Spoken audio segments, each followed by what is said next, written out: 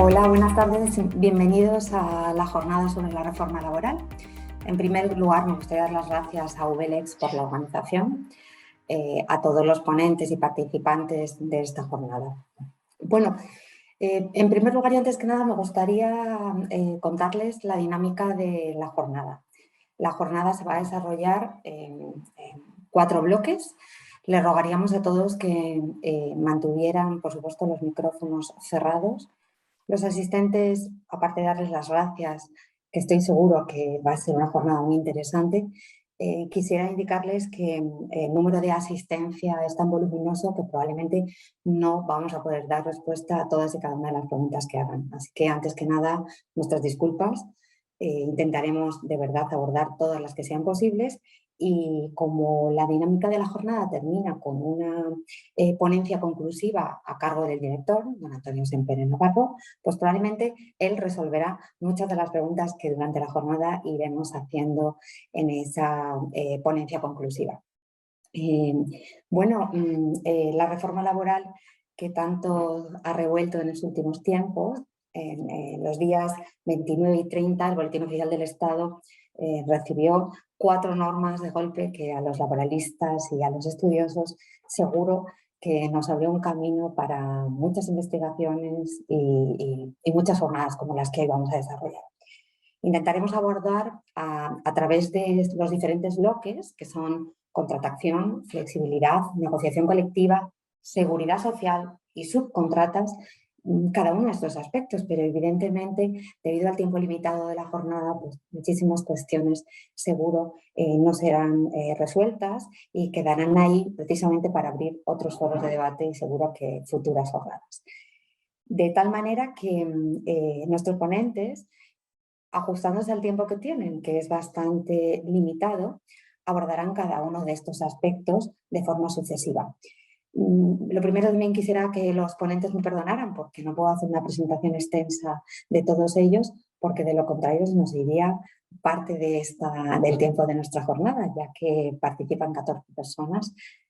Han podido todos comprobar en nuestro programa que son especialistas, o bien porque pertenecen al mundo profesional, o bien porque pertenecen al mundo académico, y tenemos también la suerte de contar con magistrados. El director de la jornada es don Antonio Vicente Sempere Navarro, magistrado de la Sala Cuarta del Supremo y catedrático de la Universidad de Juan Carlos de Derecho del Trabajo y la Seguridad Social, que estoy segura que en esa visión conclusiva nos dará una visión transversal de toda la reforma. Pero en las diferentes mesas van a participar pues, personas, desde luego, especialistas en la materia. En la primera de las mesas, o en la primera parte de nuestra jornada, que es la nueva dinámica de la contratación laboral, pues participarán Ana de la Puebla, catedrática de Derecho del Trabajo y la Seguridad Social de la Universidad Autónoma; Susana Molina Gutiérrez, magistrada de la Sala de lo Social del Tribunal Superior de Justicia de Madrid; Óscar López Bermejo, magistrado de la Sala de lo Social del Tribunal Superior de Justicia de Andalucía de la Sala de Sevilla; don Antonio Folgoso Olmo, abogado y doctor en Derecho; Carmen Sánchez Triguero, catedrática de Derecho del Trabajo y de la Seguridad Social de la Universidad de Murcia; Puy Abril Larrainzábal, abogada y doctora en Derecho; Pablo Nicolás Alemán, abogado y doctor en Derecho; José Antonio González, profesor ayudante doctor de la Universidad de Valladolid, también doctor en Derecho; y, por supuesto, no menos importante, don Ricardo Leat Borland, abogado especialista en Derecho del Trabajo.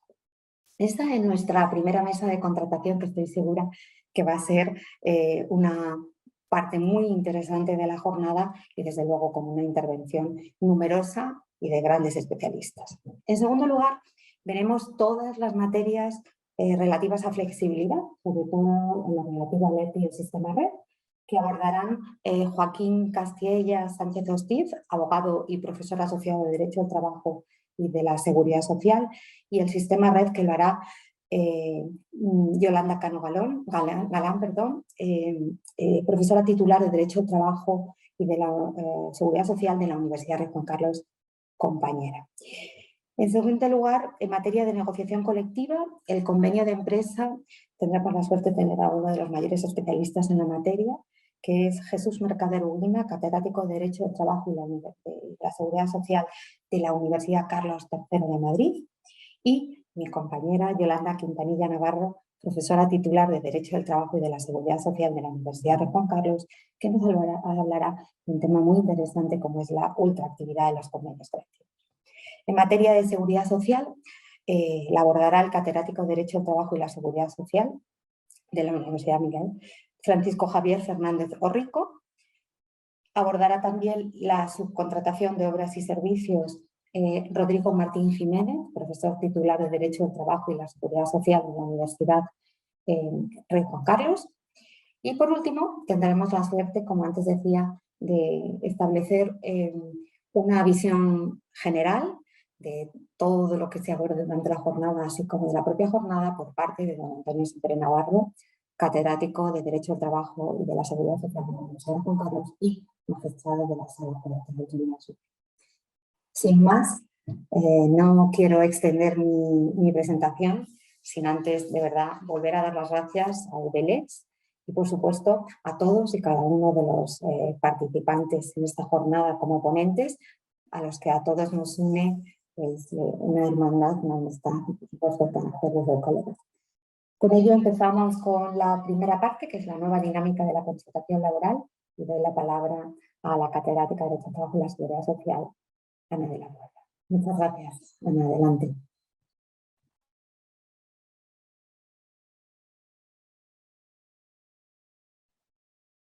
Ana, tienes desactivado el micrófono. Adelante. En efecto, creo que ahora lo he activado.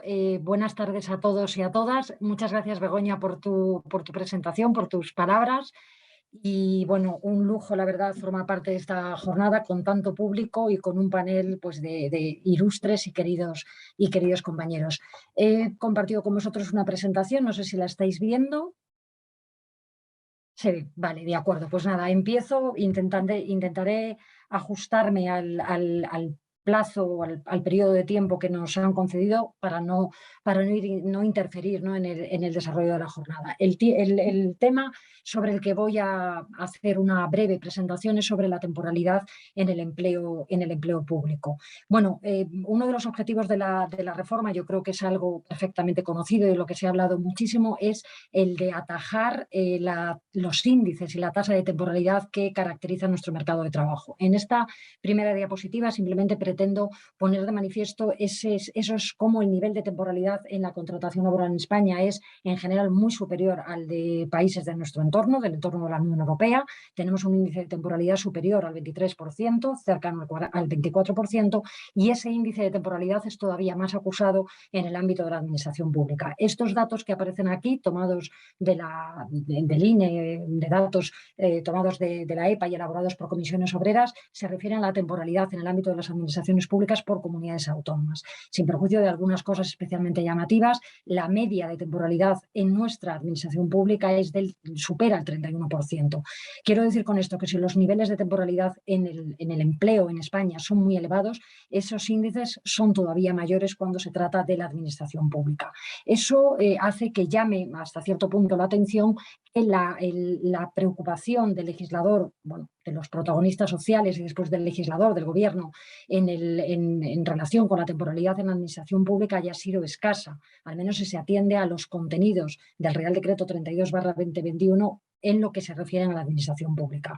Apenas hay 2 disposiciones adicionales que se refieren a la temporalidad o a la contratación en la administración pública y a una mínima referencia en el preámbulo de la norma. Lo cierto es, sin embargo, que la trascendencia de la reforma en materia de contratación sobre el sector público en general es mucho mayor de lo que pudiera pensarse. Y lo es porque todas las modificaciones que se incorporan en el Estatuto de los Trabajadores van a tener su impacto, su reflejo en el ámbito de la contratación laboral en el sector público, y porque además estas novedades van acompañadas también de otras, como por ejemplo las que se han incorporado a través de la Ley 2021, que se ha aprobado casi simultáneamente a la reforma del mercado de trabajo. Muy rápidamente, entrando a cuáles son las principales novedades en materia de contratación y sin entrar, por supuesto, en las especialidades de cada una de las modalidades contractuales, porque a ellas se referirán los sucesivos ponentes. Yo me voy a referir a ellas solo en la medida en que son necesarias para referirme a su impacto en la administración pública. Como todos ya conocemos, la reforma ha intentado, sobre todo, recobrar el protagonismo del contrato indefinido. Hay una clarísima apuesta por el contrato indefinido en su doble modalidad de contrato indefinido ordinario y contrato fijo discontinuo, y simultáneamente se intenta reducir la contratación temporal. Hay una primera novedad que es la supresión del contrato por obra o servicio determinado, lo cual tiene un impacto evidente en el ámbito de la contratación en las empresas privadas, pero también en el ámbito de la administración pública o del sector público.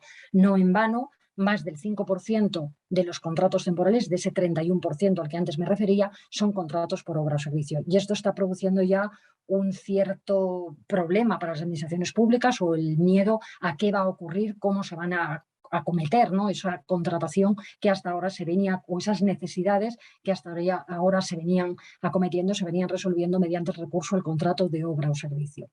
La siguiente novedad se refiere al contrato por circunstancias de la producción, un contrato nuevo solo en parte, porque no deja de ser una visión reformada del contrato eventual, que probablemente tampoco sirve para dar solución. Es un contrato, por supuesto, al alcance y a disposición de las administraciones públicas, del sector público en general, pero que no va a servir para suplir, o no va a servir como alternativa al contrato de obra o servicio determinado. Entre otras cosas, porque la causalidad de ese contrato está muy delimitada, en términos que, bueno, no están dejando de plantear problemas sobre la determinación de los supuestos en los que se puede utilizar este contrato, pero sobre todo también por su duración. Su duración máxima será la de 6 meses, salvo que por convenio colectivo sectorial se pueda ampliar a 12 meses, y esa duración prevista legalmente de 6 meses parece que es insuficiente para resolver las necesidades temporales de mano de obra que puede tener el sector público. En el caso del contrato de sustitución también hay novedades importantes. Sobre todo se incorporan algunas matizaciones que van a permitir un uso más flexible de este contrato, también por supuesto a disposición del sector público, y se mantiene, por otro lado, la especialidad o la excepcionalidad que para las administraciones públicas ya existía del contrato para sustitución, que sustituye, valga la repetición, al antiguo contrato de interinidad, que en el caso de utilizarse para la cobertura de puestos mientras se cubren definitivamente, en el ámbito de las administraciones públicas sigue teniendo esa especialidad de que puede extenderse hasta los 3 años.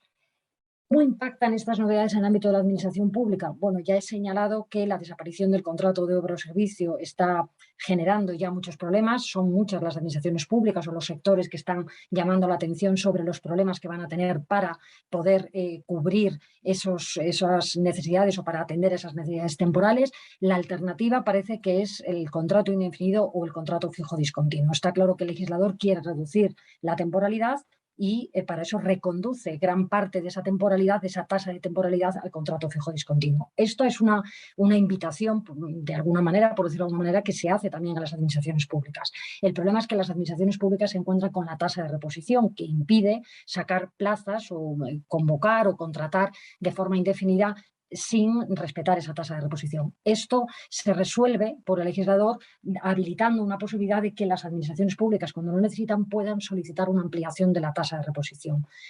No sabremos o no sabemos cómo se va a articular esta posibilidad, pero en todo caso, mientras no se desarrolle, no parece que sea una posibilidad que permita resolver de forma inmediata los problemas de contratación temporal. De todas formas, la reforma sí que habilita otras posibilidades, como son las previstas en la disposición quinta del Real Decreto Ley 32/2021, que permite la contratación temporal en el ámbito de las administraciones públicas para ejecutar el plan de recuperación, transformación y resiliencia, y también para la ejecución de programas temporales financiados con fondos de la Unión Europea. Yo creo que aquí va a haber un importante foco de contratación temporal, porque todos aquellos programas financiados con el Fondo Social Europeo, o todos los programas, por ejemplo el PERTE, que se está desarrollando vinculados con esos planes de recuperación, van a permitir la contratación temporal de trabajadores en el sector público, sin limitación temporal, aunque razonablemente hay que entender que la limitación o la duración de esos contratos va a estar vinculada al programa o al plan que se esté ejecutando, y sin que se haya previsto expresamente una indemnización por finalización de estos contratos, aunque creo que aquí es perfectamente posible la aplicación de la indemnización de 12 días del artículo 49 del Estatuto de los Trabajadores. Otra vía que se ofrece a las administraciones públicas es la que contempla la disposición adicional 9ª de la Ley de Empleo, referida a los contratos para la mejora de la ocupabilidad y la inserción laboral en el marco de programas de activación del empleo, que es una posibilidad sobre todo que utilizan muy habitualmente las entidades públicas, bueno, sobre todo las administraciones locales. Y voy acabando con una referencia también breve, a las irregularidades o las consecuencias que desde el punto de vista del sector público tienen las irregularidades en la contratación. El artículo 15 del Estatuto apuesta claramente por la conversión de los contratos temporales indefinidos ante no solamente ante supuestos de fraude, sino también ante cualquier tipo de irregularidad. Esto plantea un problema ya conocido en el ámbito de la administración pública que se ha venido resolviendo a través de la figura de los indefinidos no fijos. El problema es si esa figura puede entenderse que subsiste después de las últimas reformas que se han producido en materia de contratación. Por una parte, la doctrina judicial más reciente ha ido limitando la utilización o la viabilidad de esta figura. En una reciente sentencia que aparece ahí recogida, se establece que no se puede utilizar esa figura en los casos de subrogación, de reversión a las administraciones públicas de actividades previamente externalizadas, aunque el propio Tribunal Supremo permite que se siga utilizando esta figura en otro tipo de supuestos, como podrían ser claramente los supuestos de fraude en la contratación. A eso hay que añadir la nueva disposición adicional 17ª del EBEP, que algunos intérpretes han considerado que limita o incapacita, imposibilita la utilización o la continuación de la utilización de esta figura del indefinido no fijo, en la medida en que establece sanciones para los funcionarios que utilicen irregularmente o que permitan la utilización irregular de la contratación, y establece también compensaciones económicas para los trabajadores cuando se superan los plazos máximos de permanencia. No creo, sin embargo, que ni una ni otra medida, ni la previsión del propio Tribunal Supremo, ni esta nueva disposición adicional acaben, al menos de momento, con la figura del indefinido no fijo, pero desde luego que se están poniendo topes, se están poniendo límites a su utilización. Es otra de las muchas incertidumbres y de las muchas dudas que suscita el impacto que la reforma de contratación va a tener sobre la administración pública. Con esto concluyo y quedo a vuestra disposición por si hubiera después alguna duda, y espero no haber superado mucho el tiempo que me habíais concedido. Muchas gracias. Cedo la Muchísimas palabra al gracias. siguiente. Mejorable que en el espacio de tiempo nos ha quedado, vamos, sumamente claro. Precisamente al hilo de lo que Ana planteaba, de que esta reforma claramente lo que pretende es potenciar la fijeza y por tanto los contratos indefinidos, pues entra Susana Molina Gutiérrez precisamente a hablarnos de la potenciación de esa fijeza de otra manera, ¿verdad?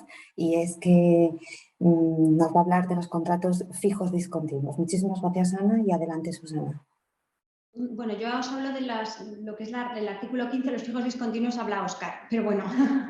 En primer lugar, bueno, daros las gracias por haberme llamado a participar en esta sesión, que me parece muy interesante por la actualidad de la materia y por los ponentes, que yo creo que es un lujo, ¿no?, compartir sesión con ellos. Y bueno, sin más dilación, entrar a hablar del tema que a mí me toca, ¿no?, que es el fomento o la manera en la que la reforma laboral no ha incidido en el impacto en materia del fomento de la contratación indefinida, que, como ya bien ha dicho quien me ha precedido en el uso de la palabra, es uno de los elementos fundamentales de la reforma, ¿no? Ya lo dice el preámbulo de la norma, que, como bien sabéis, se aborda por la vía de urgencia a través del Real Decreto Ley, pero que ya está confirmada a través del acuerdo del Congreso de los Diputados de 3 de febrero de 2022. ¿Qué es el panorama que queda en el Estatuto de los Trabajadores a día de hoy, tras esta confirmación o ratificación parlamentaria del Real Decreto Ley? Bien, pues muy brevemente, el escenario en el que nos movemos desde un punto de vista formal. Las novedades fundamentales que vemos es, en primer lugar, un uso del lenguaje inclusivo que ya teníamos en el Estatuto de los Trabajadores, en otros preceptos, y que ya se había introducido en otras reformas previas del Estatuto de los Trabajadores. Se introduce ya en materia de contratación temporal.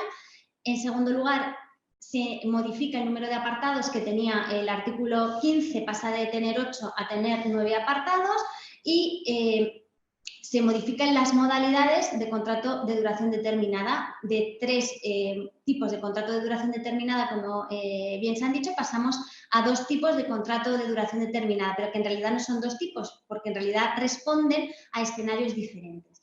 ¿Cuáles son esos dos tipos de contrato? El primero, el contrato por circunstancias de la producción, y el segundo, el contrato de sustitución de personas trabajadoras. A mí lo primero que me llama la atención es, respecto de la primera modalidad, es esa expresión de circunstancias de la producción, que tampoco es nueva en el Estatuto de los Trabajadores, porque ya vemos que en los despidos por causas objetivas ya se utiliza, ¿no?, la expresión de circunstancias de la producción, pero aquí se utiliza con un sentido totalmente diferente a como se utiliza en otros apartados del Estatuto de los Trabajadores. ¿Por qué? Porque no responde a la realidad a la que hace referencia, por ejemplo, el artículo 51, ¿no? Entonces, a mí es lo primero que me llama la atención. ¿A qué responde esa figura nueva de contrato por circunstancias de la producción? A dos escenarios o dos situaciones que nos define el propio legislador. En primer lugar, a lo que el legislador llama incremento ocasional e impredecible de la actividad. Lo primero que vamos a partir es que se utilizan un montón de conceptos jurídicos indeterminados, ¿vale? Porque creo que son hasta 7 conceptos jurídicos indeterminados. Habla de incremento ocasional e impredecible de la actividad normal de la empresa que determine un desajuste del personal de la empresa. Es decir, aparecen dos elementos, uno positivo y uno negativo. El positivo es que tienen que darse todos estos elementos que hemos dicho que son conceptos jurídicos indeterminados, y el negativo es que no tiene que poder cubrirse a través del contrato fijo discontinuo, que es el segundo elemento que potencia absolutamente la reforma de este año de 2021. La segunda cuestión fundamental que se introduce en este primer modelo o primer escenario del contrato por circunstancias de la producción es que nos dice que las vacaciones se van a considerar como estas circunstancias ocasionales e impredecibles que se van a cubrir con este modelo de contrato. Y aquí es donde ha aparecido el primer punto de debate por la doctrina. ¿Por qué? Porque colisiona con la doctrina tradicional del Tribunal Supremo, porque tradicionalmente nos decían, yo en la ponencia que os he mandado, os cito sentencias desde el año 94, donde el Tribunal Supremo venía diciendo que precisamente las vacaciones no son esta situación impredecible, ¿no?, que ha de ser cubierta a través de este tipo de modalidades contractuales. La duración máxima del contrato es de 6 meses, ya han anticipado que puede modificarse por vía de negociación colectiva hasta un máximo de 1 año, y si no se agotara en la primera vez que se celebra este contrato, la duración máxima, cabría una prórroga. ¿Cuál es el segundo escenario que cabe en esta modalidad? Pues lo que se denomina por la propia norma situaciones ocasionales previsibles, que añade la norma que tengan una duración determinada y reducida, que no pueda superar 90 días, añadiendo una serie de exigencias que se imponen al empresario. Es que en un periodo de 90 días naturales, con independencia del número de personas trabajadoras que queden afectadas por este tipo de contratos, el empresario deberá, en el último trimestre de cada año, comunicar a la RLT el uso de este tipo, de esta segunda, digamos, tipo de contrato en este escenario de contrato por circunstancias de la producción. Las dudas interpretativas que surgen aquí a mí me parecen múltiples. Este tipo de contrato se refiere o el cómputo de estos 90 días con este tipo de personas o de trabajadores se ha de computar solo en el centro de trabajo, en la totalidad de la empresa. ¿A qué tipo de supuestos está? Porque hay gente que se planteaba, no, estas son las vacaciones, evidentemente las vacaciones no, porque se refiere el apartado anterior expresamente el legislador. Es decir, ¿qué tipo de supuestos son los que está pensando el legislador para dar cobertura con esta modalidad de contrato? Porque específicamente excluyen en el apartado siguiente el uso de esta modalidad de contrato para las contratas y subcontratas, que deriva directamente al artículo 16.1. Por lo tanto, yo creo que es un escenario que habrá que ver cómo se pone en marcha y qué situaciones son aquellas en las que las empresas van a hacer uso de esta modalidad contractual, que a priori creo que es difícil de pensar a qué situaciones no son las que se van a dar cobertura con este modelo de contrato.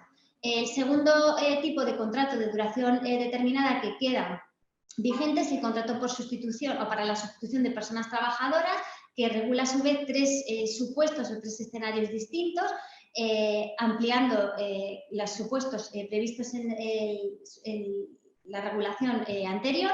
El primero es para sustituir a personas trabajadoras con reserva de puesto de trabajo, en donde se exige que como requisitos de forma para la validez del contrato, la identificación de la persona sustituida y de la causa de sustitución, a diferencia de lo que ocurre con el decreto 2720, no se exige la identificación del puesto de trabajo. Aquí vuelven a plantear los autores qué ocurre al colisionar la norma de rango legal con la norma de rango reglamentario. Pues parece que por un principio general del derecho, pues la norma de rango superior que colisiona con la de rango inferior deroga la de rango inferior, pero lo más razonable es que se publique posteriormente la norma reglamentaria que se armonice, ¿no?, con el texto del Estatuto de los Trabajadores. La gran novedad en esta materia es la posibilidad de adelantar la incorporación del trabajador sustituido en un periodo de 15 días, coincidiendo con el trabajador al que sustituye, lo cual a mí me parece que tiene cierta lógica por razones de utilidad y por razones pues evidentemente prácticas, para que coincidan ambos trabajadores, pues compartan conocimientos y sea útil de cara a la empresa. Esto puede ocurrir al revés, es decir, en el momento del cese y en el momento de la reincorporación del trabajador sustituido. La norma no dice nada, parece que solamente cabe al inicio de la sustitución, pero no en el momento del regreso. El segundo escenario del contrato de sustitución de personas trabajadoras es para completar la jornada de trabajadores con jornada reducida por las causas legales.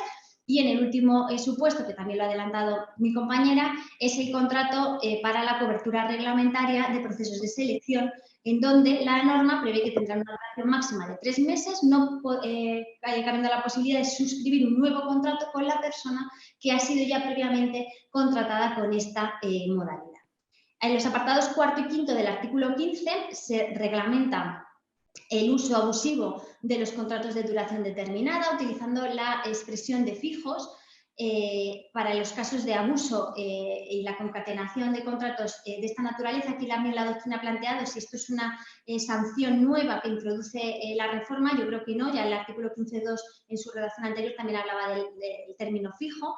Y aquí volvemos o enlazamos con lo que decía mi compañera, ¿no? Yo no creo que esto, por ejemplo, en el ámbito del sector público esté dando o dotando de carta de naturaleza a los trabajadores fijos en el sector público, sino que aquí tendremos que estar a las reglas generales, por ejemplo, en el caso del sector público, pues compaginándolos con las exigencias de la Constitución.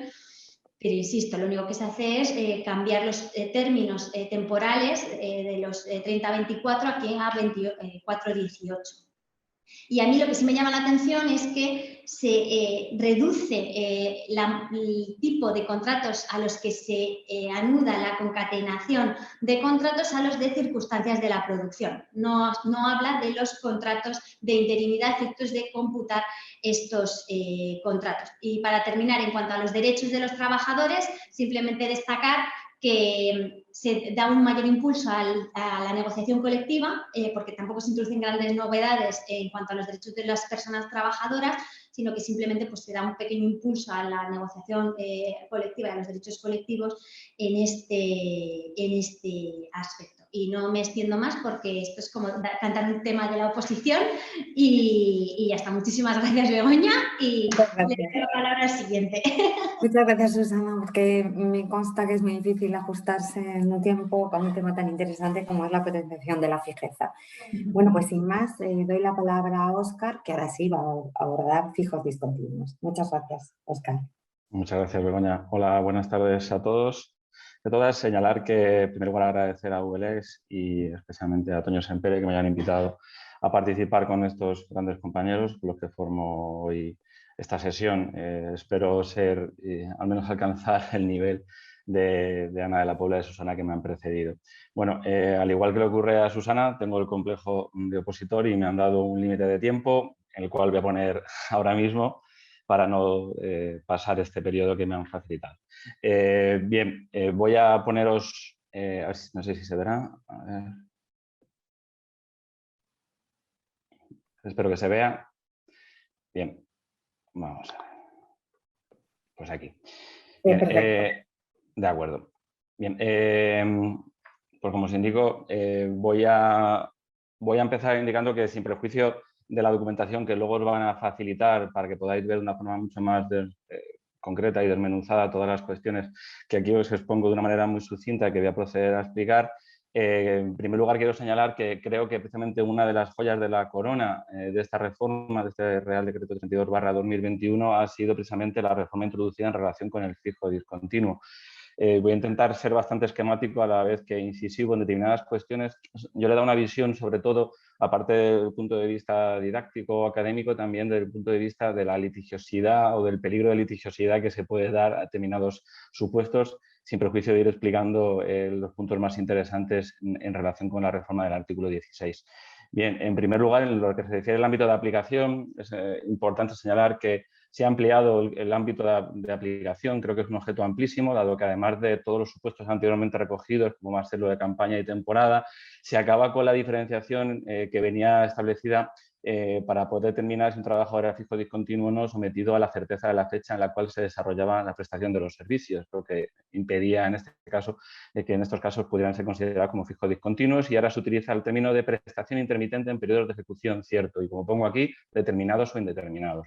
También otro supuesto que supone una absorción de la contratación temporal en favor del fijo discontinuo es la ejecución de contratas mercantiles o administrativas, que han quedado englobadas dentro de la consideración de fijo discontinuo, y también el uso por parte de las empresas de trabajo temporal de esta posibilidad de contratación. ¿Por qué se destaca? Porque precisamente viene a solventar la limitación introducida por la sentencia del Tribunal Supremo de 30 de julio de 2020, que aquí os señalo, que impedía que las empresas de trabajo temporal pudieran llevar a cabo contratación de trabajadores con carácter fijo discontinuo, y esta reforma también introduce respectivamente una reforma de la Ley de Empresas de Trabajo Temporal. Por otra parte, dentro de este ámbito de ampliación de ámbito de aplicación, considero, y esto ya es una opinión, tras la lectura y de escuchar a otras personas que saben más que yo sobre la reforma, que creo que hay una huida de contrato temporal al fijo discontinuo, que amplía su ámbito de aplicación. Como aquí pongo que son pistas evidentes, aunque sea un oxímoron, en primer lugar, precisamente, como pongo en la letra A, porque así lo impone el Real Decreto 32/21. Es decir, si leemos el primer número romano de la amplia exposición de motivos, ya en los párrafos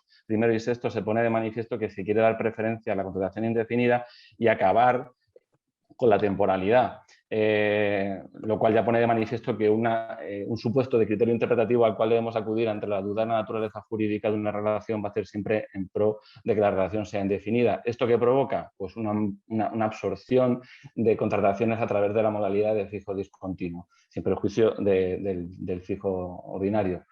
También otro supuesto que considero que se ha producido es que el contrato de obra y servicio, que desaparece por el legislador del artículo 15 del Estatuto de los Trabajadores, como bien ha dicho Susana, yo creo que parcialmente se produce un traslado o se muda tanto al contrato temporal por circunstancia de la producción como en relación con los fijos discontinuos.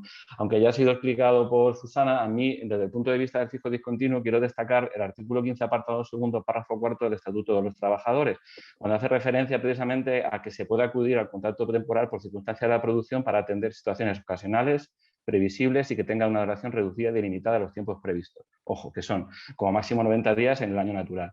Pues bien, desde el punto de vista de los fijos discontinuos, al cual yo me refiero, hay actividades programáticas desde mi punto de vista. Imaginemos la restauración, por ejemplo, temporadas de verano o temporadas de Navidad, en los cuales se amplían. Pues bien, este requisito de previsibilidad se cumple, y si se repite todos los años, ¿qué hay que hacer? Se puede acudir siempre a este artículo 15, apartado segundo. Yo considero que si hay una previsión o se repite en los siguientes años, se debe acudir por parte del empleador al fijo discontinuo. Supuesto litigioso que a mí, leyendo y releyendo y pensando, se me ha ocurrido, pues puede ser que la empresa, para contratar cada año, puede contratar cada año a personas físicas distintas por esta modalidad de contrato temporal, para no tener que contratar a fijos discontinuos. Otro supuesto que pone manifiesto la ampliación, como he mencionado anteriormente, la absorción de las contratas mercantiles y las adjudicaciones administrativas.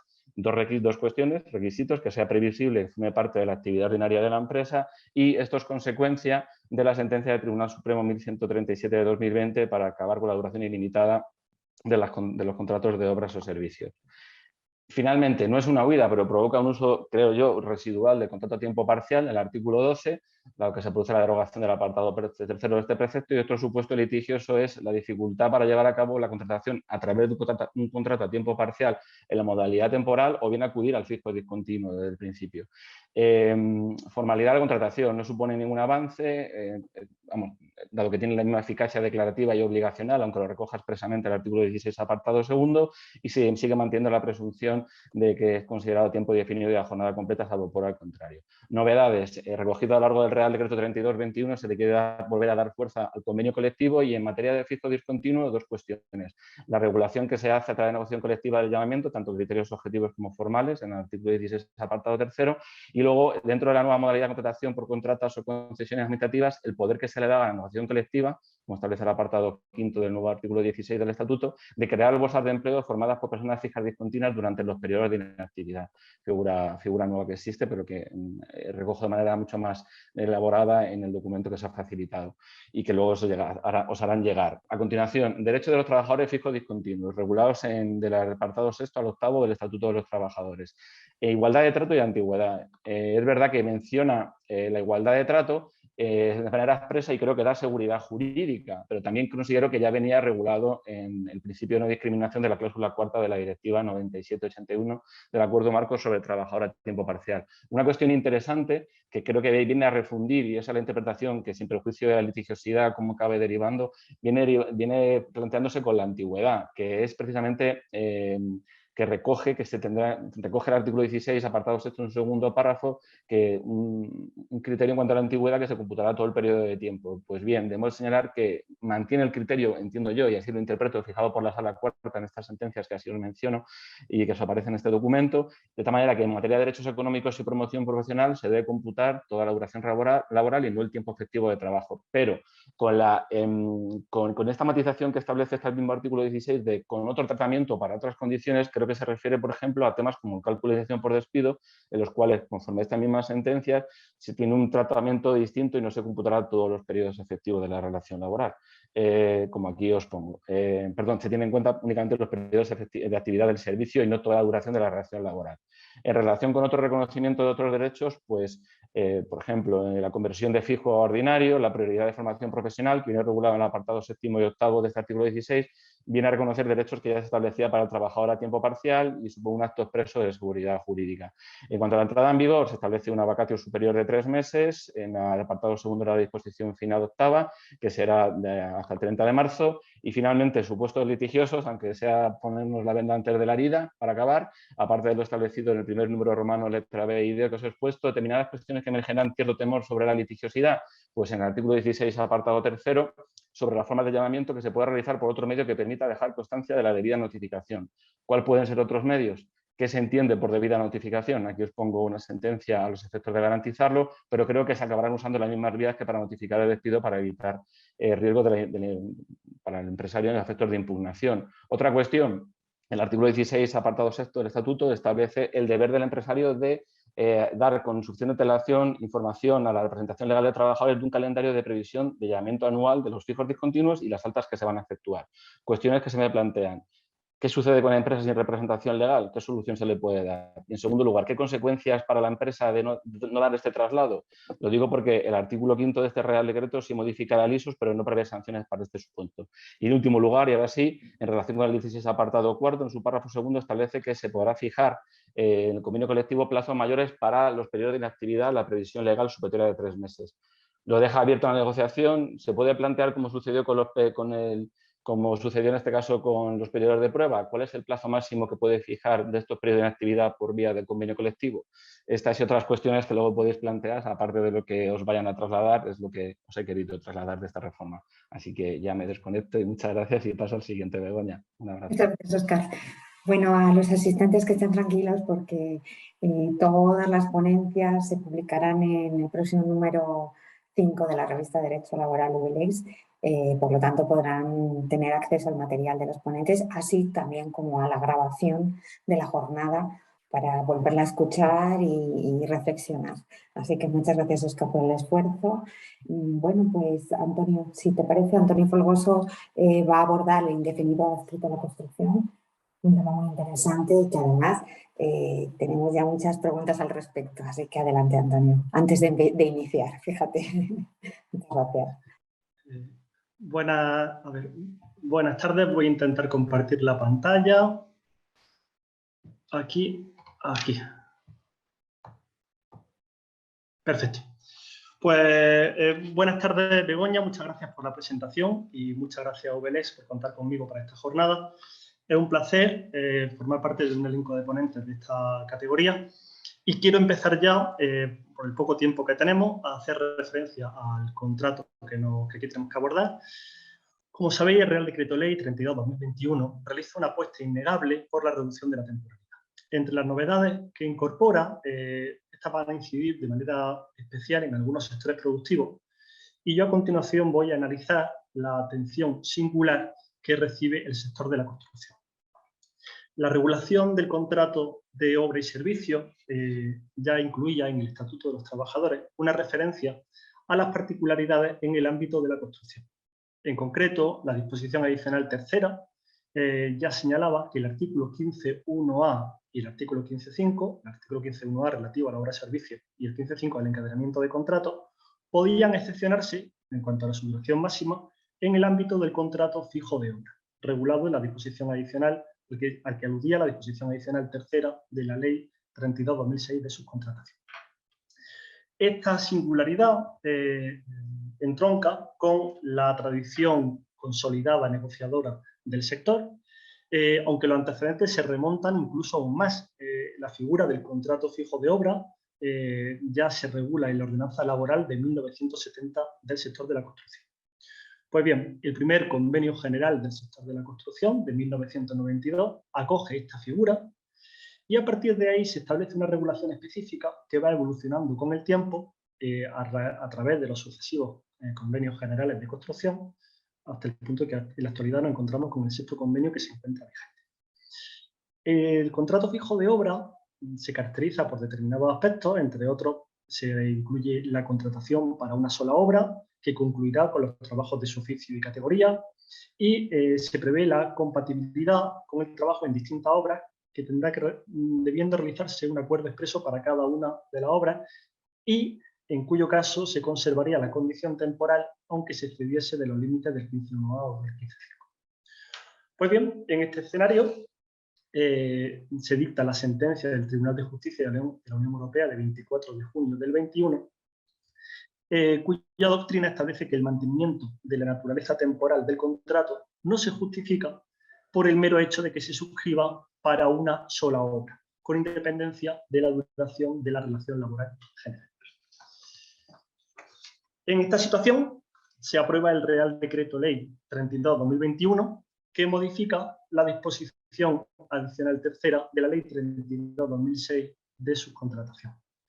Introduce importantes cambios, pero fundamentalmente dos.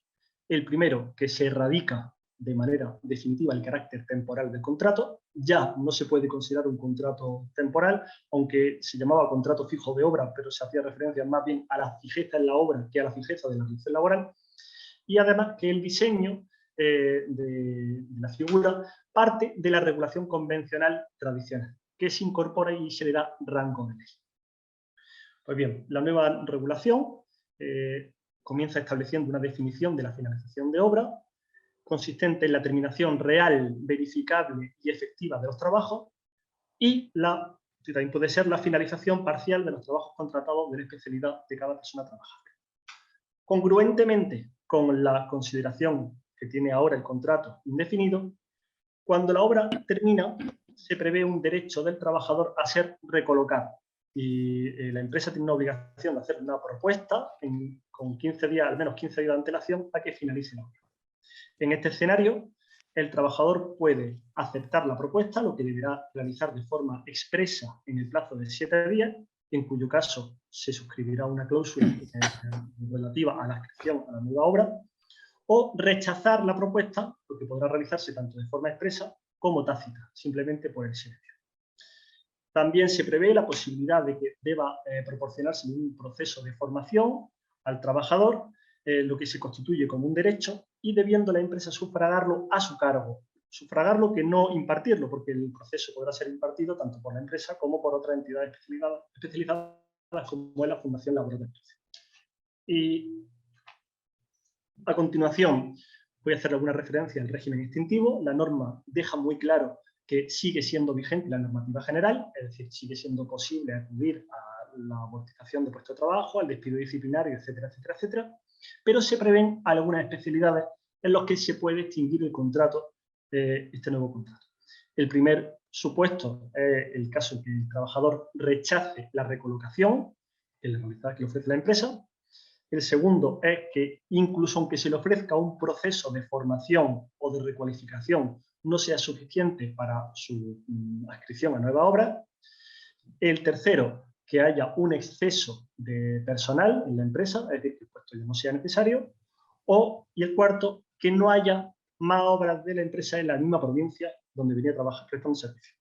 En estos dos últimos casos, en el de exceso de personal y el de inexistencia de obras en la misma provincia, se prevé que la negociación colectiva estatal podrá establecer criterios de permanencia para analizar qué trabajador será el que continuará trabajando.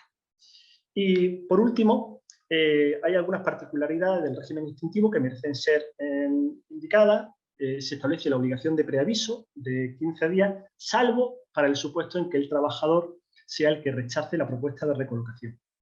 Se establece el régimen indemnizatorio, que no es novedoso, porque es el régimen indemnizatorio que hasta la fecha se incluía en el Convenio General de la Construcción, con una indemnización que, a diferencia de los contratos de duración determinada de 12 días por año, equivalía al 7% de los conceptos salariales establecidos a lo largo de la relación laboral, de los conceptos salariales del convenio.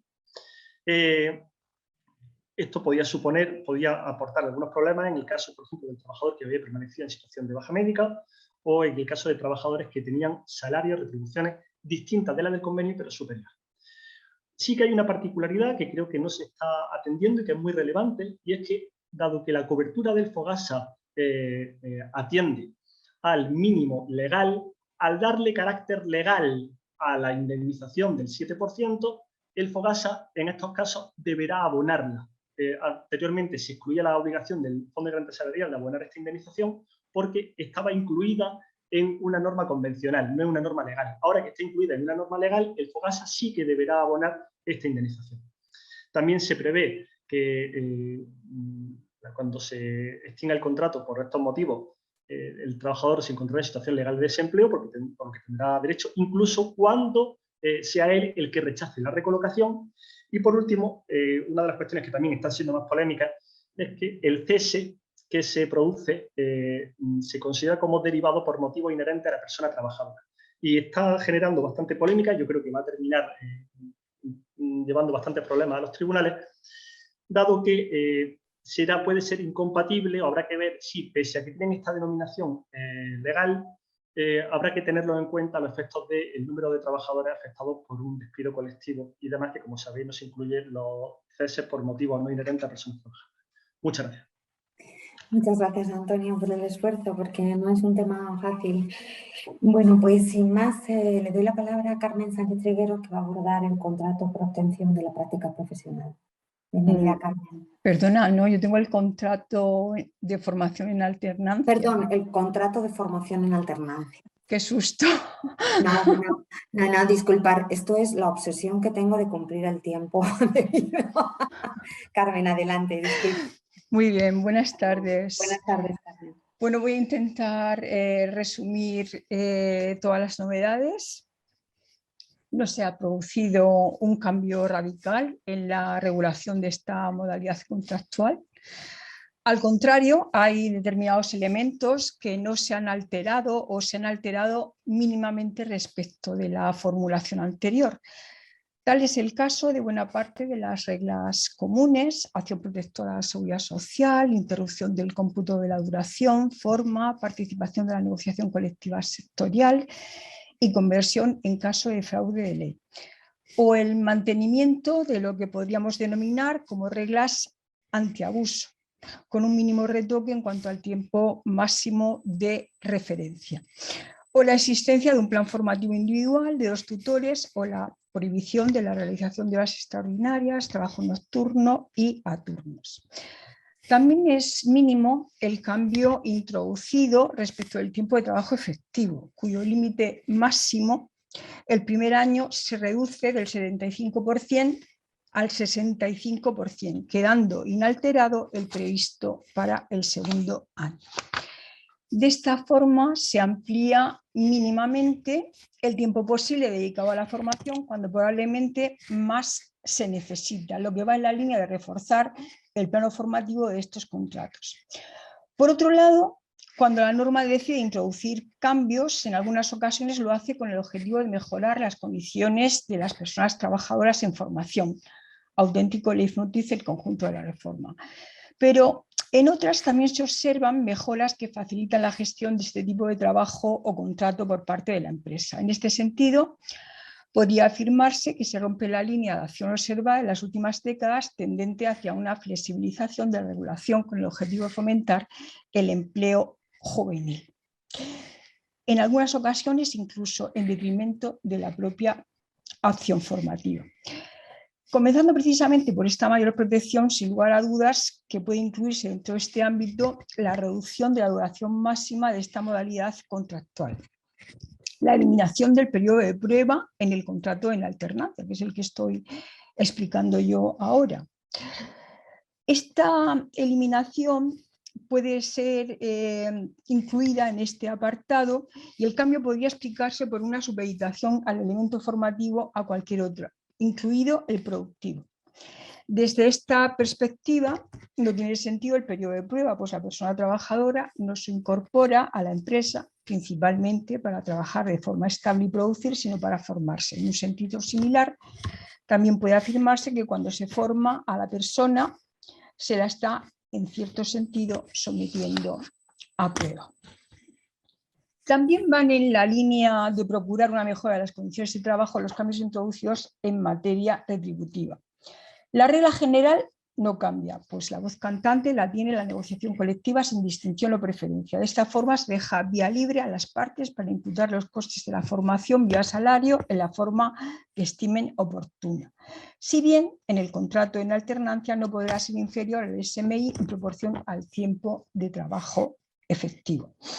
Lo mismo ocurre con las reglas de carácter supletorio para cuando no existe regulación convencional.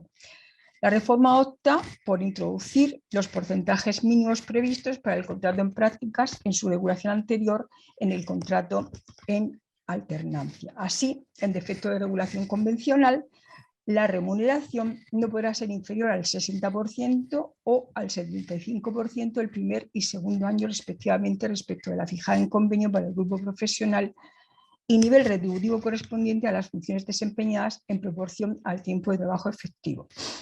En este grupo de medidas puede destacarse también la recuperación del número de contratos por tamaño del centro de trabajo, lo que se deja a la regulación reglamentaria junto con otras garantías en el ámbito formativo y los derechos de información de la representación de las personas trabajadoras. Por lo que hace a los aspectos que permiten una mejor o más fácil gestión de esta modalidad contractual por parte de las empresas, debemos destacar la posibilidad de celebrar contratos en alternancia a tiempo parcial y su uso también junto a medidas de flexibilidad interna. También la elevación del límite de edad para poder celebrar un contrato en alternancia. La reforma consolida el tope que operara de forma temporal con la reforma de 2012 y amplía el número de excepciones. Tan es así que es difícil saber ya si la regla general sigue siendo una edad máxima o la ausencia de edad alguna. A saber, no existe límite en el caso de títulos universitarios, títulos de formación profesional, de nivel 3, personas con discapacidad, personas en situación de exclusión social y determinados programas de empleo y formación. Por otro lado, también va en esta dirección la regla antiabuso del contrato en alternancia, mucho más sencilla y por tanto mucho más transparente para la empresa que la anterior. De hecho, podría resumirse en la máxima un título, un contrato, incluso cuando se trabaje en varias empresas, aunque en este último caso solo tendrán que tener precaución de no superar el límite máximo fijado por el plan y programa formativo correspondiente, 2 años como mucho.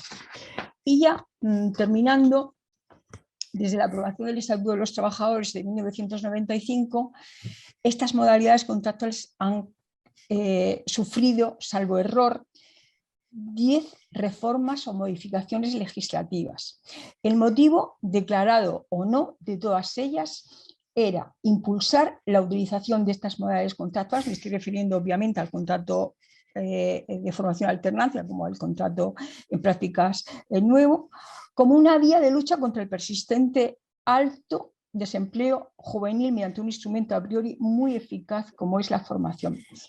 La estrategia empleada ha sido en la práctica totalidad de los casos una continua flexibilización de su regulación que sin embargo la ha vuelto bastante más compleja. Baste comparar la evolución del artículo 11 del Estatuto de los Trabajadores en las diferentes versiones legislativas para corroborar esta afirmación. Sea como fuere, como en tantos otros ámbitos, el resultado de esa acción flexibilizadora ha sido una degradación de las condiciones de trabajo sin que paradójicamente se haya incrementado su uso en términos porcentuales ni con carácter general ni para la franja de edad de los más jóvenes. Basta consultar la serie histórica para comprobar que su escasa utilización es un problema enquistado de nuestro mercado de trabajo. Pregunto, ¿conseguirá la reforma ponerle fin de una vez por todas? Gracias. Muchísimas gracias, Carmen, por ajustarte además al tiempo. Ahora sí, te corresponde a Puy abordar el contrato para la obtención de la práctica profesional. Muchas gracias. Pues muy buenas tardes. ¿Me oís, verdad, Begoña? ¿Veis bien la presentación? Vale. Pues ponla en pantalla completa, perdona, Puy. Ya está. Mejor, para ahora, que se vea así. Ahora. Bueno, Gracias. pues muy buenas tardes a todos. No me quiero yo tampoco reiterar, pero desde luego sí quiero agradecer la invitación a VLEX. Un honor poder estar esta tarde con todos vosotros y vosotras y compartir esta ponencia con ilustres compañeros y compañeras. No sé si hay alguien que tiene el micrófono abierto. Aprovecho a decirlo. Es Jesús. Jesús, cierra el micrófono, por favor. Sí, muy bien. Sí, fenomenal. Sería muy tal. No sé si nos oye. Bueno, voy avanzando yo. Efectivamente, como decías, Begoña, a mí me tocaba explicar el contrato en prácticas, el antiguo contrato en prácticas, actual contrato para la obtención de una práctica adecuada al nivel de estudios. Antes de empezar la ponencia, coincidía yo con un compañero y me decía, Puy, ¿qué te toca dar? No, pues el antiguo contrato en prácticas, pero ¿y ahora cuál es la duración? ¿Y ahora cuál era el periodo? Son, yo creo, una modalidad de contrato que realmente, como avanzaba la profesora Sánchez Trigueros, ha sufrido no sé cuántas reformas. Yo los he contado desde la primigenia versión de 1980, Carmen. Yo desde el 80 y me salía pues que este era el 15º hito reformista. Y por tanto, de cara a afrontar la tarde de hoy, decía, claro, es que realmente lo que hay que entender es el espíritu de cada reforma, ¿no? Porque fijaros, en todos esos hitos reformistas, el contrato formativo realmente se ha ido modificando en aspectos que siempre se repiten, desde la propia denominación del contrato hasta su propia duración, el periodo dentro del cual se puede celebrar el contrato. El antiguo contrato en prácticas todavía me cuesta con la nueva denominación. En otros momentos se han impuesto restricciones, en otros momentos, como la reforma del 12, se aludía que había que, al revés, liberalizar de requisitos que endurecían, ¿no? o que permitieran, flexibilizaran este contrato. Y por ello me parece importante contextualizar y que entendamos a qué obedece la reforma que ahora mismo estamos comentando. Y obedece fundamentalmente a cómo la propia exposición de motivos debe ser contextualizada la reforma, el Real Decreto Ley 32/2021, pues dentro de lo que ponemos ahí en pantalla del plan de recuperación, transformación y resiliencia, que no es otra cosa que en el contexto de los compromisos adquiridos por España con Europa. Y dentro de todos esos compromisos, realmente, si uno analiza ese documento, para que entendamos todos la reforma que estamos estudiando en la tarde de hoy, decía que si lo analizamos, vemos que nos hablan de 10 palancas, dentro de 10 palancas cada reforma. Pues en todo eso que se habla, realmente este Real Decreto Ley que estamos analizando, el que afecta a la reforma de la contratación, aborda únicamente el componente 23 y en concreto la reforma 4. Y eso significa que aborda como objetivo la simplificación de los contratos y la reducción de la temporalidad y por ende, añado yo, el refuerzo de la causalidad. Eso ha significado que tengamos un nuevo artículo 11, pero insisto, desde la perspectiva, no sé si tanto del fomento del empleo de los jóvenes, como desde la perspectiva del endurecimiento de la contratación temporal. Y eso hace que, lógicamente, el contrato formativo tampoco pueda ser una vía de fraude en esa contratación temporal. De ahí a que ya no hablemos de contratos formativos, ahora hablamos formalmente, si me permitís la expresión, de un único contrato formativo, aunque en realidad tiene dos modalidades y sigue manteniendo las dos modalidades históricas con la estructura que ahí tenéis en pantalla. Importante, desaparece el 11.3 del estatuto, que nada se dice de él, es el Nobel Contrato de Formación Dual Universitaria que estaba contemplado en el artículo 11. Y por lo que respecta al contrato antiguo, contrato en prácticas y hoy contrato para la obtención de la práctica profesional, esa es la estructura del artículo que ahí tenéis. El apartado 2 se dedica al contrato que ha explicado la profesora Sánchez Trigueros, el que combina la formación con la práctica y el contrato formativo para la obtención que lógicamente parte ya de una titulación y unos estudios previos adquiridos. Eso hace que la esencia y el pilar y los tres cimientos de este contrato siga manteniendo su esencia. Ahora la diferencia es que se incorpora a la ley el objeto expreso del contrato, que no es otro que el de una actividad laboral destinada a adquirir una práctica profesional adecuada a los correspondientes niveles de estudios, que descansará, como era lógico, sobre otros dos cimientos. El puesto de trabajo será necesario que permita adquirir la práctica profesional adecuada a ese nivel de estudios y los sujetos los mismos que antes, pero con esos matices que tenéis en azul. No deja de ser con constante el contrato en prácticas, lógicamente tiene que ir adaptándose lógicamente a toda la evolución que sufra el sistema educativo y formativo. La principal novedad del contrato en prácticas es que incluso la propia denominación habla de contrato formativo. Precisamente para reforzar la causalidad, para evitar el fraude, se refuerza muchísimo la vertiente formativa de ambas modalidades contractuales, pero en concreto en el contrato en prácticas, fijaros, se incluye la obligación de la empresa ya sí de hacer un plan formativo individual. Vemos la implicación de las empresas ya de una forma importante en el tenor literal de la ley. Se exige la figura de tutor o tutora, que además deberá acreditar las competencias necesarias para esas funciones. El alcance de la formación se emplaza a un desarrollo reglamentario. Ya introduce la ley algo que ya se empieza a hablar en Europa, de las microacreditaciones. A ello se refiere con las certificaciones en general también, permitiendo que los trabajadores puedan obtener dicha certificación. Y por lo demás, como me consta que VLEX va a enviar las presentaciones, lo demás es la letra pequeña con la anécdota con la que empezaba ahora mi intervención. La duración del contrato, pues ahora mejor ir a la chuleta. Ya no sé cuál es la duración, ahí lo tenéis, se reduce. Precisamente todos, si entendemos el enfoque de la reforma, entenderemos el porqué. Si endurecemos y reforzamos la causa, el contrato en práctica se quiere que ya sea de 1 año, ya no de 2. Se prohíben las horas extras, se acota el periodo de prueba, la retribución sigue pues, más o menos en los mismos términos desarrollada y se acota el margen temporal. En cuanto a las reflexiones que me darían lugar y las disposiciones comunes de los contratos, que son las que ha mencionado la profesora Sánchez Trigueros, lo dejo para el turno de preguntas e incluso para un café que quiera. Begoña. Muchísimas gracias, Puy. Bueno, pues sin más, le doy la palabra a Pablo Nicolás para hablar del contrato por circunstancias de la producción e intentaremos, Puy, al final pues contestar a las muchísimas preguntas que nos están llegando. Bueno, pues nada, muy buenas tardes a todos y a los más de 1000 participantes que estoy viendo ahora mismo en pantalla que están, Y como estamos además ante una jornada componencia de relámpago, ¿no? Un poco similar a las partidas estas de ajedrez que se han puesto de moda, de ajedrez rápido de 7 minutos, pues bueno, voy a dejar de lado los agradecimientos largos para quedarme sí con un agradecimiento intenso a los organizadores de la jornada y más por la invitación, y paso directamente a materia, a uno también de lo que serían la joya de la corona de la reforma, como decía también antes el compañero Óscar López. Es el contrato por circunstancias de la producción.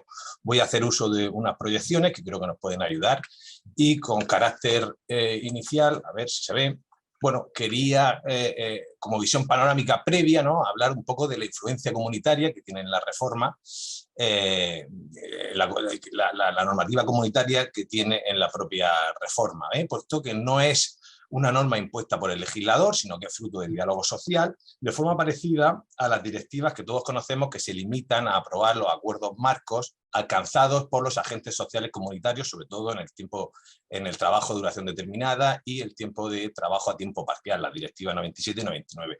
Decía Susana Molina que efectivamente en la reforma hay conceptos indeterminados que crean algo de ambigüedad. Yo creo que es producto precisamente de que es un acuerdo alcanzado por los agentes sociales. Tiene el lado positivo de que es un acuerdo y ellos conocen las necesidades reales, pero por otro lado también tiene esa problemática de que al ser un acuerdo y tener que ceder todas las partes, pues hay algunos conceptos que son indeterminados y algo ambiguos. Por otro lado también se implementa esa influencia comunitaria en la propia finalidad de la norma, que es el contrato indefinido a tiempo completo, como decía el profesor Humberto Romanoli, en la estrella polar de todos los ordenamientos laborales, el contrato indefinido a tiempo completo, y eso se establece en el artículo 15.1 del nuevo Estatuto de los Trabajadores, donde se dice que se presume el contrato de trabajo como por tiempo indefinido. Pues bien, las cuestiones a analizar son únicamente 5, la formalidad del nuevo contrato, el contenido del contrato, las causas del contrato, la duración y el régimen de transitoriedad. Vamos a intentar acotarnos al tiempo que se nos ha establecido. ¿Es necesaria la formalidad escrita? Pues bueno, si tenemos en cuenta el antiguo Real Decreto que desarrollaba el artículo 15, el 2720 de 1998, en el artículo 6.2 se establecía que los contratos de una duración menor a 4 semanas no había obligación y los que eran mayores de esas 4 semanas sí que había una obligación.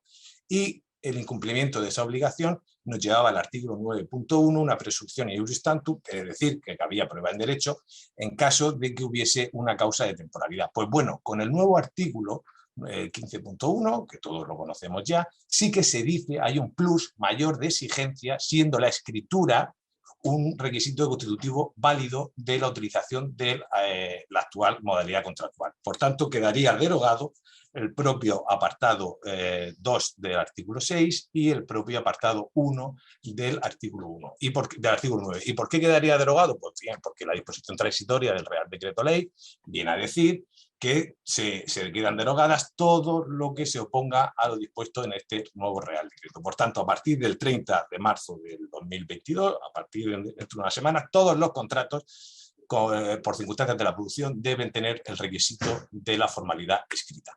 En cuanto al contenido del propio contrato, también si nos reflejamos en el antiguo Real Decreto que desarrollaba el artículo 15, había que precisar únicamente 2 circunstancias, o bien la causa o las circunstancias, era alternativo, no había necesidad de expresar la causa y las circunstancias, ahora, o bien la causa o la circunstancia y al mismo tiempo la duración del mismo. Bueno, pues ahora con el artículo 15 se introduce una tercera, tanto la causa habilitante, también las circunstancias y después su conexión con la duración prevista. Por tanto, se amplían también las exigencias en cuanto al contenido que debe tener el propio contrato por circunstancias de la producción.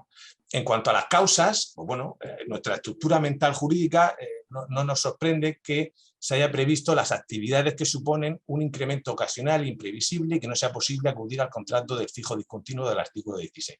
Pero al mismo tiempo también se permite acudir a ese contrato cuando hayan actividades que suponen oscilaciones que provocan el desajuste entre el empleo disponible y el que se requiere. Ahí expresamente se incluye también la posibilidad de cubrir las vacaciones en contra de lo descartado en la sentencia que todos conocemos de noviembre del año 2020 y además del propio espíritu de la imprevisibilidad de las causas.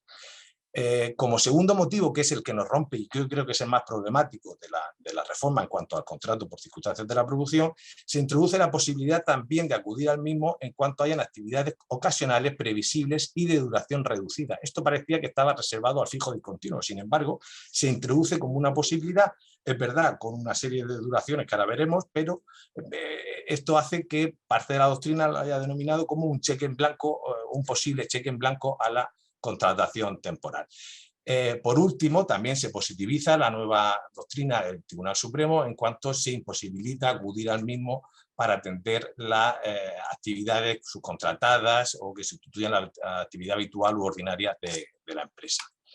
En cuanto a la duración, bueno, eso lo tenemos en la ley, tampoco creo que me tenga yo que extender mucho en ello, pero sí que es necesario recordar que se reduce de 18 a 12 meses, si hay acuerdo y se establece en el convenio colectivo, y si no es posible, o si no hay previsión en ese convenio colectivo, nos vamos a los 6 meses que ya estaban establecidos anteriormente. En cuanto a aquellas actividades ocasionales previsibles y de duración reducida, pues tenemos el triple, la doble limitación en cuanto a los 90 días como máximo en el año natural, y el límite también en su utilización en que no puede utilizarse de forma continuada, es decir, se debe de interrumpir esos 90 días. Y no hay límite de las contrataciones, se aplica independientemente al número de personas, es decir, puede ser que se aplique durante 90 días se contrate a una persona o, por el caso contrario, durante 90 días se contraten pues, a 100 personas.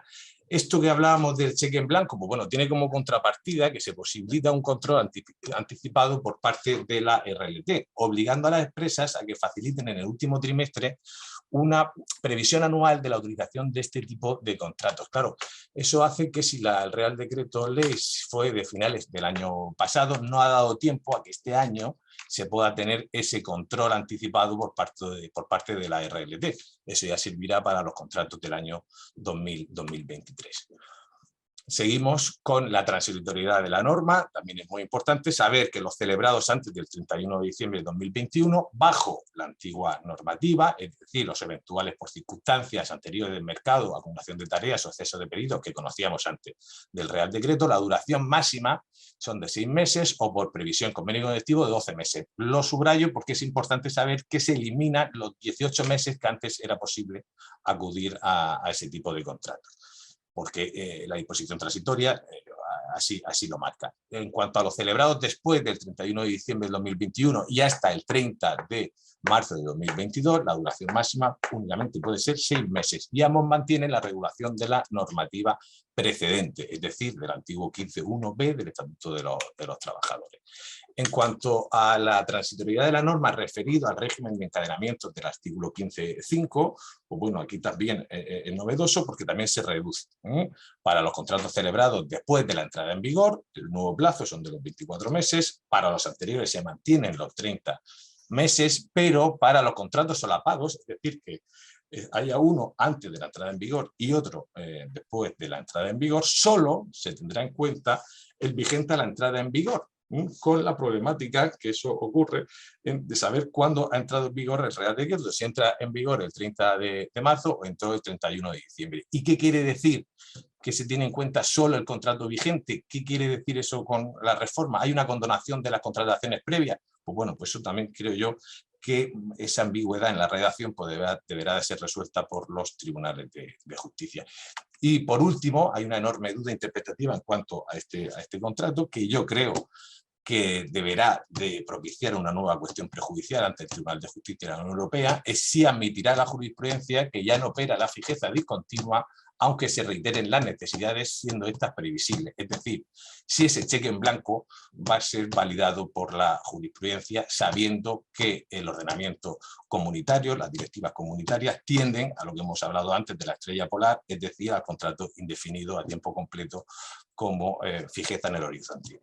Nada más y ya queda a vuestra disposición en el coloquio que se entabló. Gracias.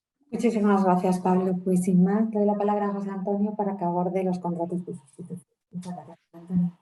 Bien, buenas tardes a todos. Un placer compartir esta jornada. Perdonad, Pablo, Nicolás, ¿puedes dejar de compartir la presentación? Y así... Sí, correcto. Perdón. Eso es. Muchísimas gracias. Gracias, Begoña, por tu presentación. Como decía, un placer compartir esta jornada. con todos vosotros.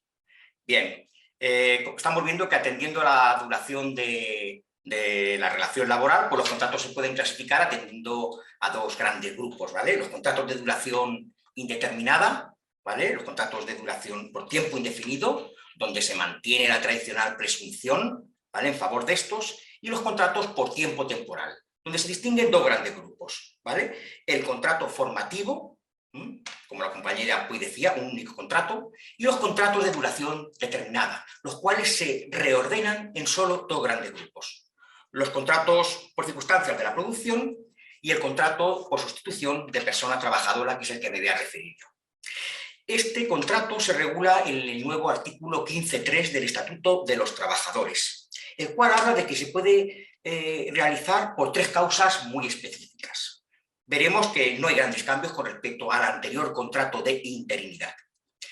Puede causarse, ¿vale?, esta modalidad contractual para sustituir a un trabajador con derecho a reserva de puesto de trabajo, es decir, lo que tradicionalmente conocemos como interinidad por sustitución o interinidades puras, para completar la jornada reducida por otra persona trabajadora, con una limitación por causa legal o convencionalmente establecida, y para cubrir temporalmente una vacante durante el proceso de selección o promoción para su cobertura definitiva. Como sabemos, en la regulación anterior teníamos que acudir a la norma legal, al antiguo artículo 15.1c, que hablaba de la interinidad por sustitución, y a una norma reglamentaria, que era el Real Decreto 2720 del 98, que sí que nos hablaba de dos supuestos, de la interinidad por sustitución y de la interinidad por vacante. Ahora, el Estatuto de los Trabajadores establece estos tres supuestos de este contrato, que denomina con una nueva nomenclatura de sustitución, ¿vale?, abandonando la nomenclatura de interinidad, digamos. Y es curioso que hable de sustitución, porque hay un supuesto en el cual, para cubrir temporalmente una vacante, no se sustituye a ninguna persona. Otra de las novedades, ¿cuál es? En cuanto a su formalización. Dice que ha de expresarse de forma clara en el contrato, en los dos primeros supuestos en los que sí que se sustituye, el nombre de la persona sustituida y la causa de la sustitución. Por supuesto, el nombre de la persona sustituida. Esto es para dotar de seguridad jurídica. Recordemos que el sustituido, ¿vale?, conserva su puesto de trabajo. En cuanto a la duración, apenas hay modificaciones. En cuanto a la duración del contrato, pues en el primer supuesto, ¿vale?, de interinidad por sustitución, mientras dure la ausencia del trabajador. En el de para completar a persona reducida con jornada reducida, pues mientras dure, ¿vale?, la reducción de la jornada. Eso sí, el Estatuto de los Trabajadores, en el supuesto de antigua interinidad por vacante, sí que establece un plazo de duración. Dice duración máxima de 3 meses, o el plazo inferior recogido en convenio colectivo. Resulta chocante que la primera vez que el Estatuto de los Trabajadores remite a la norma convencional para que a través de la negociación colectiva se pueda modificar esta duración del contrato. Esto es muy típico en los contratos por circunstancias de la producción, pero en el antiguo contrato de interinidad, actual contrato de sustitución, es una de las grandes novedades y donde se permite la negociación colectiva que permita modular la duración. Se permite también que en cuanto a la expiración del tiempo convenido no cabe indemnización a favor del trabajador en estos supuestos. Dentro de estas tres posibles causas o modalidades, el caso típico, supuesto tradicional, como sabemos, es de la antigua interinidad por sustitución, ¿vale? Es decir, atender a esas disminuciones ocasionales, temporales, de la plantilla de esas empresas por la ausencia de un trabajador con derecho a reserva del puesto de trabajo. Eso sí, en virtud de norma legal, convencional o por pacto individual de trabajo. ¿Por qué causas? Pues por las causas de permisos o descansos o suspensión del contrato de trabajo legalmente previstas, como todos conocemos, una incapacidad temporal, nacimiento y cuidado de menor, riesgo durante el embarazo, riesgo durante la lactancia, excedencias, etcétera, etcétera, etcétera. Otra de las novedades introducidas es que cabe la contratación previa a la sustitución, ¿vale? Cabe la contratación, dice el Estatuto de los Trabajadores. Puede iniciarse la prestación de servicios antes de que se produzca la ausencia de la persona sustituida. La compañera Susana lo ha comentado, ¿vale? Se permite que convivan durante cierto tiempo el sustituido y el sustituto. Eso sí, con un plazo máximo establecido durante 15 días. Esto era una de las claves reclamadas por las empresas para favorecer la eficiencia y la continuidad de su puesto de trabajo, que convivieran durante cierto tiempo sustituido y sustituto. Conviene señalar aquí que esto no choca con la tradicional doctrina del Alto Tribunal, del Tribunal Supremo, en la que no necesariamente el sustituido tiene que ocupar el mismo puesto y funciones que el sustituto. Recordar que debe de tener la misma categoría, debe de tener el mismo sueldo y se pactará entre las partes en cuanto a la jornada. Por último, también concretar, lo ha comentado también la compañera Ana de la Puebla, en cuanto al contrato de interinidad por vacante. En el sector público conviene matizar la disposición adicional cuarta, que como ella muy bien ha comentado, permite, ¿vale?, no establece este plazo de rigidez, ¿vale?, de estos 3 meses, sino que permite un plazo mucho más laxo de esos 3 años, como el propio estatuto establece. El personal laboral interino puede permanecer en la plaza que ocupe temporalmente dentro del plazo de los 3 años siguientes a la contratación hasta la resolución del mismo. Por tanto, vemos que este contrato que ahora se renombra, ¿vale?, de sustitución, viene a sustituir al antiguo contrato de interinidad. Muchísimas gracias por todo. Muchísimas gracias, José Antonio, por el esfuerzo de ajustarte. Bueno, pues corresponde ahora el momento a Ricardo Leaz Godia, que va a afrontar la contratación a través de las ETTs después de la reforma. Gracias, Ricardo. Hola, Begoña, gracias. Buenas tardes a todos y agradecer, lógicamente, la invitación y la posibilidad de poder participar en esta jornada de VLEX y a todos los distinguidos y compartir con los distinguidos ponentes esta sesión. Bueno, a mí me corresponde, me toca hablar de la contratación a través de las ETTs y, lógicamente, pues es la gran afectada al final de la reforma laboral, ¿no? A nadie escapa que el grueso de la reforma laboral es la reforma de la contratación, se ha dicho antes, la exposición de motivos lo deja claro, se trata de dar un vuelco, se trata de cambiar las políticas de contratación tendiendo hacia una contratación indefinida, de manera que lógicamente las ETTs van a ser las grandes afectadas por la reforma. Mucho de lo que se ha dicho lógicamente es de aplicación a las ETTs. Al final, todo lo que sea la normativa de la contratación temporal pues va a afectar a cualquier contrato de puesta a disposición que formalice la ETT con las empresas usuarias, desde los contratos de formación expresamente previstos para las ETTs, pasando por el contrato de sustitución, lógicamente los contratos eventuales y el resto de figuras que se han establecido. Yo sí me detendré, y dado el tiempo que tenemos, me detendré en 2 figuras que creo que van a afectar enormemente a la contratación a través de las empresas de trabajo temporal. De un lado, a la figura del fijo discontinuo, se ha dicho antes que efectivamente se ha creado o se posibilita, pese a que había estado cerrado jurisprudencialmente por sentencia de 30 de julio de 2020, se posibilita a las ETTs que acudan a la contratación de fijo discontinuo para poder ceder a esos trabajadores a distintas empresas usuarias. Y en segundo lugar, a la afectación que lógicamente tiene la imposibilidad de continuar suscribiendo contratos por obra o servicio determinado. Contratos que por otra parte ya de alguna manera estaban en la práctica, debían desaparecer, toda vez que tanto la jurisprudencia española, la sentencia del Tribunal Supremo de 29 de diciembre de 2020, como la propia jurisprudencia comunitaria, pues de alguna manera los habían cuestionado seriamente. ¿Y por qué entiendo que es importante la supresión del contrato por obra? Se nos decía en la primera de las ponencias, y respecto a la administración pública, me ha notado el dato que el 5,4% de los contratos que suscribe la administración pública son contratos de obra. Bien, yo he extraído los datos que publica el SEPE respecto de las ETTs y para que se hagan una idea, en el año 2020 las ETTs suscribieron un total de 3.414.000 contratos y de estos el 37,9%, 1.295.000 fueron contratos por obra o servicio determinado. Y por su parte, en el año 2021 se mantiene prácticamente la misma proporción, de manera que de un total de 3.259.000 contratos, prácticamente 1.219.000 lo fueron por contrato por obra o servicio determinado.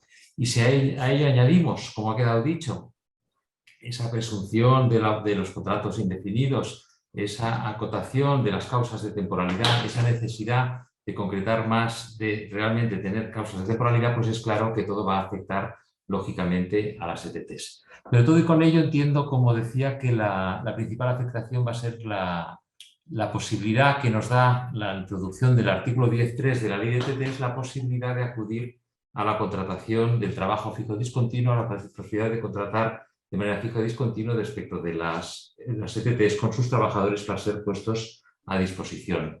Hasta ahora teníamos, lógicamente, la posibilidad, la ETT tenía la posibilidad de acudir a la contratación temporal para, a su vez, formalizar ese contrato de puesta a disposición temporal con las empresas usuarias, o podía acudir a los contratos indefinidos.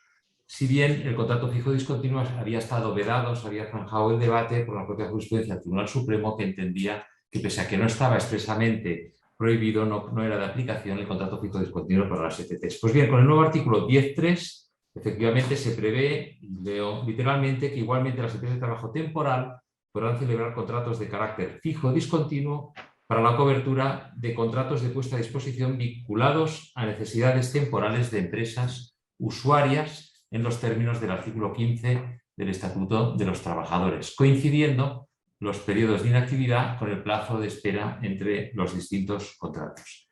Es decir, que si conjugamos esa pérdida de la posibilidad de acudir al contrato por obra unido a la nueva figura del contrato fijo discontinuo de ETT, entiendo que sí que probablemente en la práctica se va a reordenar esa contratación y muy probablemente parte de esa contratación temporal probablemente va a fluir hacia esas figuras de contratos fijos, si bien desde la ETT.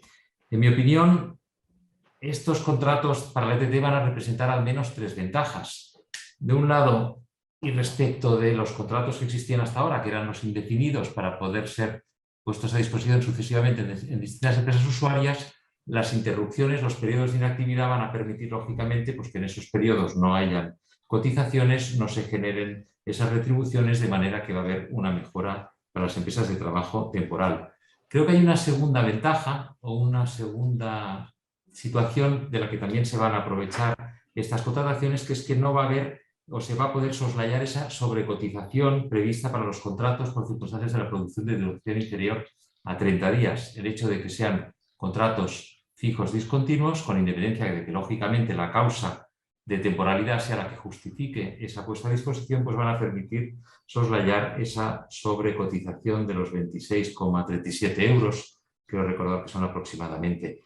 Y en tercer lugar, y respecto a las indemnizaciones y a la finalización de los contratos, y como se ha dicho también con anterioridad, entiendo que cuando se finalicen esas puestas a disposición, lógicamente, no se van a devengar las indemnizaciones por la finalización del contrato eventual, y en todo caso entiendo, y añado una sentencia más a las que antes habían expuesto, el Tribunal Supremo de 28 de junio de 2007, entiendo que esos periodos de inactividad, si bien sí van a computar a efectos retributivos, a efectos de antigüedades, de trienios y demás, no van a computarse a efectos de generar esas indemnizaciones, a efectos de calcular esas indemnizaciones. Es decir, que creo que se va a mover, vamos a ir hacia esa figura, va a haber esas ventajas y, lógicamente, también van a haber desventajas, o cuanto menos va a haber una serie de desafíos. Yo entiendo que va a haber un desafío importante para la organización de las ETTs, acostumbradas a la contratación temporal y con la escasa utilización del contrato indefinido hasta ahora, salvo para su plantilla de estructura. Eso va a ser un desafío importante, y también se me antoja complejo el cumplir con el artículo 11 de la Ley de Empresas de Trabajo Temporal. En cada puesta a disposición habrá que irse adaptando a los distintos convenios colectivos de las empresas usuarias, toda vez que, como saben, habrá que igualar esas condiciones laborales del trabajador puesto a disposición con los trabajadores de la empresa usuaria. En definitiva, creo que esos son los dos puntos importantes. Por terminar, sí que es importante también hacer mención a la LISOS, que, como saben, y se modifican las tipificaciones de las distintas, y lo más importante, más allá de incrementar algunas de las sanciones, en especial para las faltas graves, se introduce una novedad importante en la LISOS, que no es otra que la que esas infracciones se entienden por cada uno de los trabajadores afectados, tanto para las empresas usuarias como las empresas de trabajo temporal.